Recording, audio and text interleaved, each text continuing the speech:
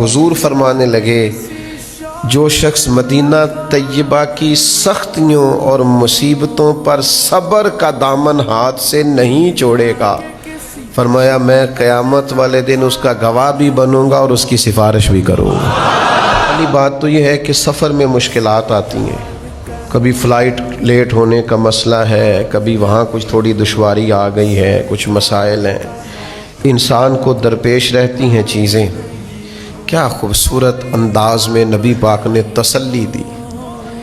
اس سفر محبت میں اگر کہیں کوئی دشواری آ جائے، کوئی تکلیف سہنی پڑ جائے تو کس ترتیب سے سرکار نے قلبی راحت کا سامان کیا۔ حضور فرمانے لگے جو شخص مدینہ طیبہ کی سختیوں اور مصیبتوں پر صبر کا دامن ہاتھ سے نہیں چھوڑے گا، فرمایا میں قیامت والے دن اس کا گواہ بھی بنوں گا اور اس کی سفارش بھی کروں گا۔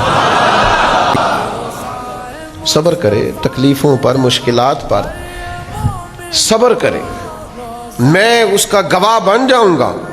بہت بڑی نعمت نہیں کہ آپ نے تھوڑا سا صبر کیا اور حضور کی شفاعت نصیب ہو گئی، نبی پاک کی گواہی مل گئی قیامت کے دن، بہت بڑا اعزاز نہیں؟